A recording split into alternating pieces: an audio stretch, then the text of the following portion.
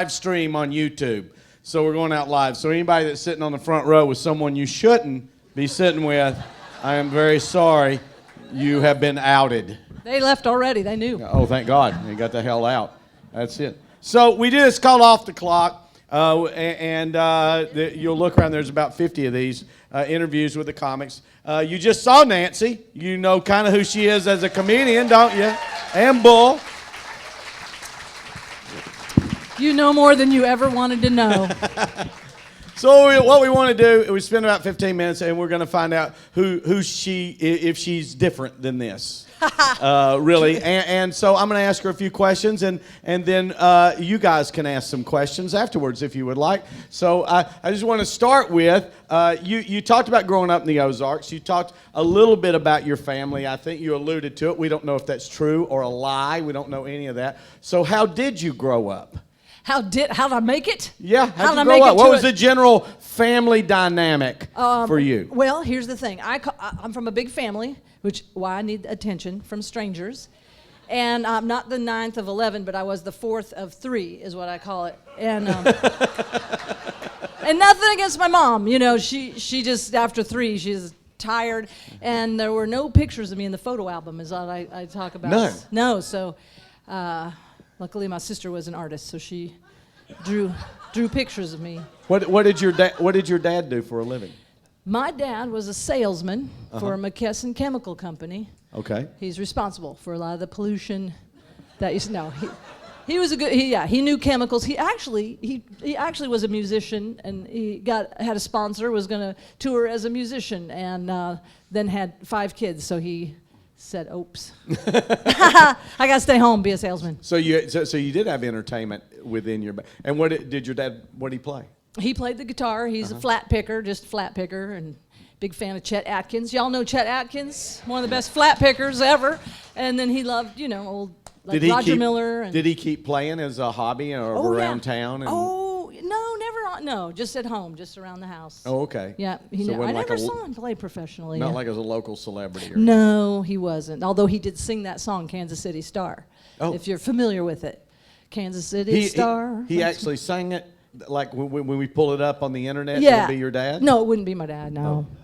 Okay. But I think pretended that he was a supermarket. You know how one of the lines is, what is it, how's it go? Every supermarket parking lot. The king of Kansas City, no thanks, Omaha, thanks a lot. Oh well, doesn't matter. Sorry, kids. Maybe Debbie can help out. Maybe they can edit this out. So was your mom a stay-at-home mom? No, she was a nurse. She was actually once kind of fun for me. She was an eye ophthalmology. She was the head nurse of ophthalmology. Mm-hmm. Lazy eye. I think I took her. I think I had 3 eye surgeries. Didn't take.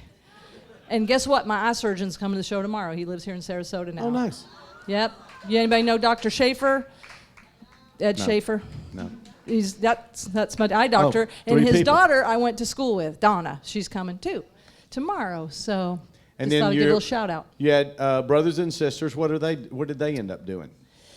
My sister Cindy is a speech language pathologist. But you want to hear what's interesting? She actually did her master's thesis on a glossectomy, which is the removal of the tongue, and then 2 years ago had a little squamous cell on her tongue and had to have she lost half her tongue. So prepared her. Well, I'm just saying. She now talks a little bit like this, and she knows exactly what that diagnosis is. That's my sister Cindy. Others? Was there? You said you had 2 others? I have 2 others. I have Bob. Cindy, Bob, hospital administrator there at Mercy Hospitals, just retired. Got you. Yeah, and I'm going to go ahead and tell on him now that he's retired. But he got his master's after he got the job. They said you have to have a master's, and he also sucks at studying, like the rest of us with ADHD. And his wife and daughter did a lot of his homework, and I know that. I'm going to tell on him now. They can't take back his retirement. No. And then was there one other? There's Frank, and he's a metal. He was in the Navy, hull technician. Any Navy people? All right. Is there something you say to Navy people? Like Marines go, hoorah! What do the Navy people say? Get off the grass! I never heard that one, but I did date a sailor. Is that a marijuana reference? Get off the grass. But my brother, he studied with some learning disabilities at school, but he went on to go join the Navy, became a hull technician. Then he learned a lot of skills, and he has metal craft business. Yes, okay. Works with Tyson Foods. So, other than your dad playing guitar, there was there anybody in your immediate family, in your immediate global world growing up that was an entertainer that did this? No, I didn't know how to do this. Right. I had no role model. No, So when you were in high school, junior high school, were you in plays? Did you do any of that kind of stuff? Oh man, I had a traumatic play experience. Okay. I had a terrible stage fright, first of all. Okay. And I was supposed to play. Has anybody seen the Cole Porter production of Thee I Sing? Of Thee I Sing, baby, summer, winters. Okay. Anyway, the point is, I can't believe in this town you people have not seen everything. Oh, well, the point is, I was supposed to be, this is the funny part, a sexy maid. I was supposed to, and I was such a tomboy, and I had the part of the sexy maid, and my mother was too busy to take me out to get that costume, and I went really way too late right before the play started, and I got one that looked like Hazel from that. Hazel! It was like down to here, and it was like 3 sizes too big, and I was like barking out there, and they're supposed to be inspired by the look of me that changes the whole theme of Thee I Sing to be about love. Anyway, it was horrible, and then my friend Jeff Klinkenbeard. Did you know the Klinkenbeards? Jeff Klinkenbeard. He's the most famous person in Springfield. Always did annoy me, but he was my best friend. But anyway, he had the lead of every play, and you know what happened? He locked me on stage. I was supposed to make an entrance and an exit, and I said, Jeff, this flat is not staying closed. Would you please just hold it till I make my exit, and you can make your grand entrance? So then, no bitterness. But anyway, I went to make my exit, and he had just latched it because he forgot. And then I was stuck on stage. My parents were there. The only thing they ever came to, and all the basketball games I played in, they never came. They came to this, and there I was in my Hazel outfit, stuck on stage, and I pretended to dust the door. It's like, and I didn't get back on stage for 10 years. All right. So that was more information than you wanted. All right. So you're 10 years later, your first time on stage, was that comedy? Yep. That was stand-up? Yep. Okay. In Honolulu. I lived in Honolulu. Honolulu? Yeah. So that's where you got into comedy? Yep. I was doing hospice care in my late 20s, and I really got the message we're going to die. We're all going to die. Kids! We're all going to die. And I got the message, and I said, okay, what do I wish I'd done? And stand-up comedy came real fast, because I always wanted to do it since I was 4. Oh, okay. And that very night, I'm not kidding you, a commercial came on. Do you think you're funny? You want to try stand-up comedy? Enter this contest at the Honolulu Comedy Club. And then I went, and I was married to a very nice man. I'm not doubting you. But he would not wear the Jodie Foster mask. Okay. Anyway. I got you. Okay. It's understandable. It's understandable. I can't get Pam to wear one either to this day. But the point is, this is when I knew the marriage. The reason the marriage ended is I went to do comedy for the first time, and my knees were shaking, and I was just having like anxiety, and I'm afraid of heights and drowning and public speaking. Those are my 3 fears. And it was at the top of the Ilokai Hotel. It was a glass elevator. I was just like about to have a panic attack, and there was this big, huge fountain right under that, and then the ocean right there, and I'm like, I'm dying. And my husband, comfort me. He said, hey, you know who's really funny?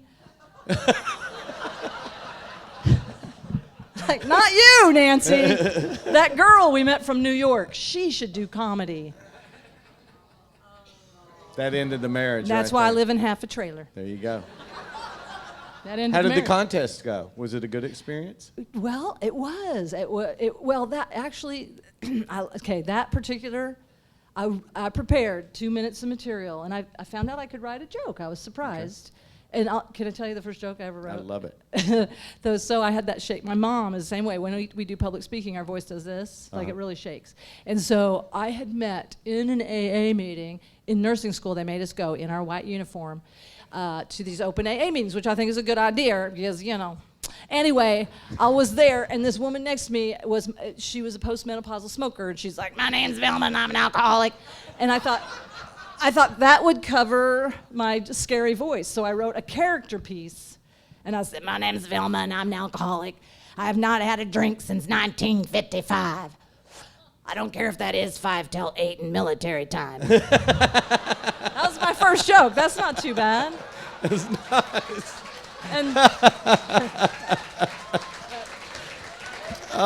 And it's wrong to make fun of others. But anyway, but it covered my nerves, you know.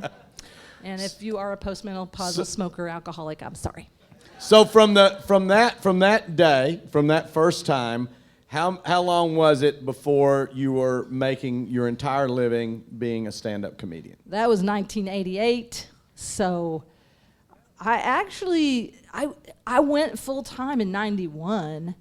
But I wouldn't say I was making a living, but yeah, I understand. I sold a condo in Hawaii, and I was living off of that. Got you. But I was doing it full time. I did leave nursing. So what would you say would be the first year that you were making a living? I'm waiting on that. Okay. All right. Fair enough. It's coming.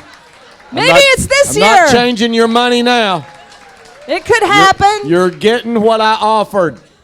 You helped me win that $10,000. I did help you win Thank that $10,000. you. Yeah, that got me through last year. No, you helped yourself win that $10,000. Well, that's true. I just happened to be there. We didn't even know each other. Nope, So that's not true. at all. That's true. Not at all. And then two questions, then we'll let the audience ask questions. One, hobbies. Now, I know you said you played basketball. Are you sports? Or is there some? What do you do when you're not working on comedy? What's a fun thing that you do? Well, I'm obsessed with ping pong. Does anybody have a table? I love ping pong, and I'm working on my spins, and I have the lazy eye, so you got an advantage. Okay, table tennis.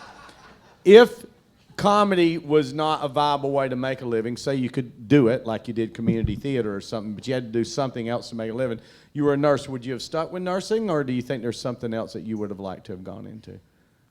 Well, I was making sculptures when I went into art school. I always wanted to make fountains. I love fountain. I love a fountain as long as I'm not in a glass elevator over them. Okay. I do. I have a thing about, I would think I would like to design, if I had a fantasy, that's not really a viable career, but I would love to design a fountain. Somebody has to make money making fountains. I have Could a have thing been about, you. might be the shower massage thing. I don't think it may be. It may be. It could have been the water wiggle thing, or the jumping over the sprinkler. Did you even do that? Yeah. I don't even know if you did that. I didn't do that tonight, but okay. That's how the shower massage started, just running through the sprinkler And going, as a child. Woo! Yeah, all of a sudden, turning it up, ignoring the popsicle man. That's right. It's just a little better than a bomb pop, I'm just saying. Just starts. That's where it starts. So you can bring up the house lights just a little bit. We've got maybe 5 or 10 minutes. Not that much. That scared the shit out of everybody. Just to where. Can we ask? Yes. You have a question. What's on your bucket list? Well, What's on your bucket list? the bucket list. You know what I always want to do? I always want to do a bicycle tour around Holland. Have you ever done that? Has anybody done that? If you start in Amsterdam first, it's a kick-ass tour. The tulips never look so beautiful. Yeah, during tulip season. Yes. That's on mine. What's on your bucket list? Gosh, I don't know. I've already jumped out of an airplane. So. That's enough. Wow, that is enough. You're winning. Anything? Questions? Yes, there. Yeah. It's the opposite of a dildo. There you go. He knows. He just wanted to hear you describe it, obviously. It's nothing like a kumquat. No. Tell you that. That is the one vegetable that just sounds like a dirty word. It does. I'm And it's sorry I brought it up totally at the not. meeting. Totally I not. did not mean to bring that up at the meeting. No. Another question? Anything? Nancy, Yes. how do you expect to make it in comedy living in the Republic of Boulder? Well, it's a good question. The Republic of Boulder, people like to talk about. But, you know, I did have to move out of Boulder, so thank you. My son wanted to go to a STEM school because of my programming, so I moved just 12 miles outside of the Republic of Boulder into Lafayette. So maybe I'm almost there, man. I got to Lafayette. A lot of people don't realize that Denver, you have the main city, Denver, and then you've got all these little satellite cities all around it. Yeah, and That- Boulder is known for having its own reality, as Yes, some it of you does. know. Yes, it does. And Denver, by the way, is a very is one of the best comedy communities in the United It is. States. I mean, it It's is a hopping. strong comedy, and the Comedy Works there is one of the most well-respected. If you're a headliner there, Yeah. you're respected. You can pretty much anybody would hire you. You know, it's strong. That's where I started in comedy, and I was in Boulder too. Yeah. Yes, That's why you like Amsterdam. That's the reason I like Amsterdam. I saw a guy walking a longhorn steer on a leash one day.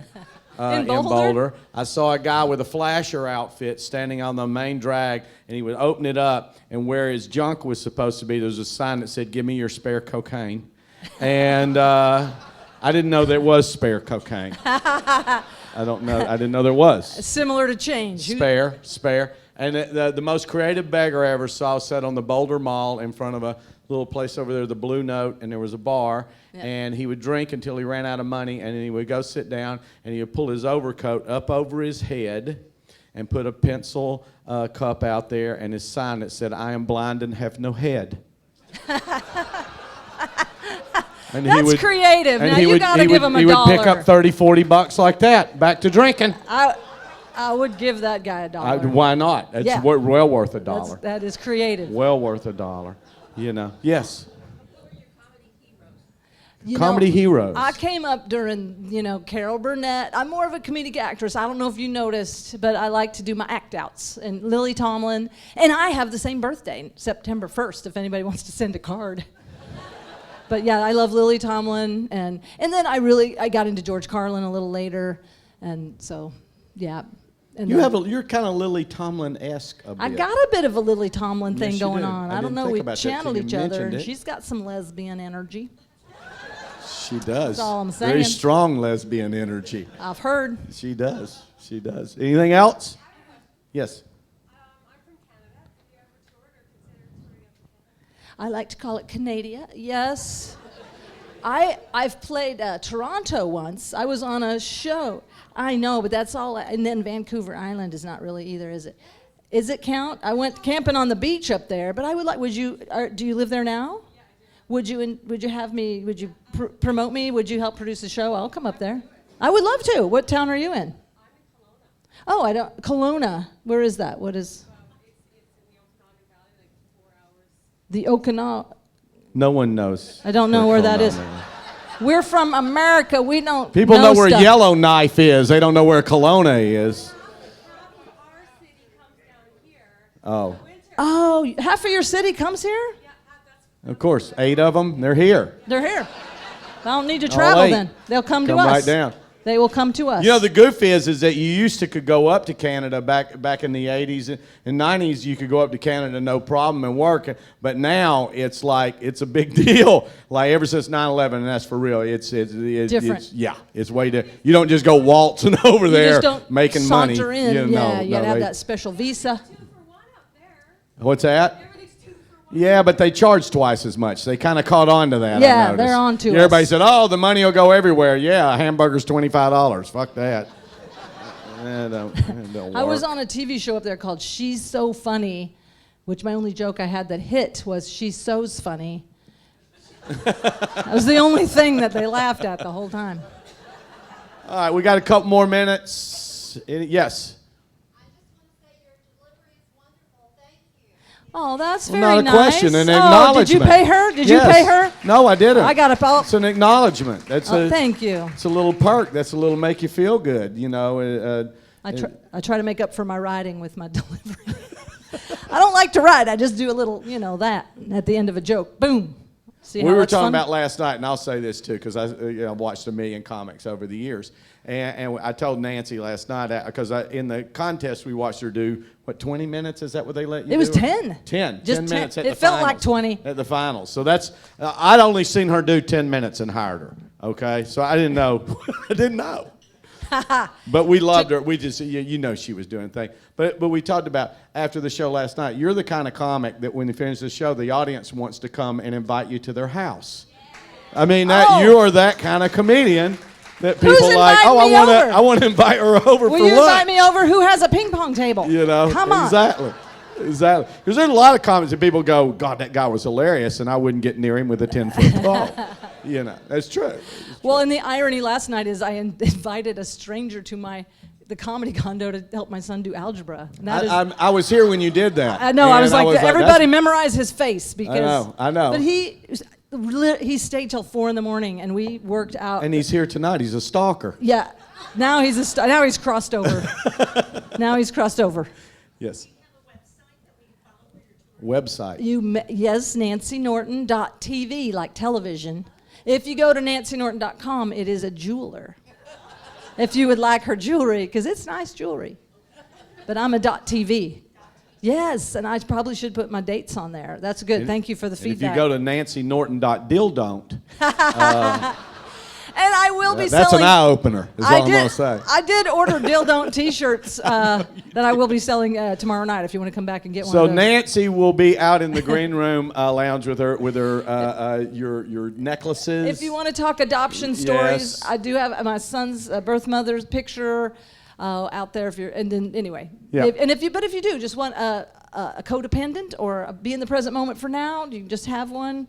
And She will be out there, right out here after the show. This is called Off the Clock. It will be archived. You can see it again. And while the show was going on, in our green room, we were doing our podcast, which is called McCurdy's Comedy Theater, The Conversation. You will see that pop up in about 3 weeks, I think, 3 or 4 weeks. You'll just see it'll be Nancy's. It'll be on there. So if you want to hear what we were talking about back there, which was a lot about you.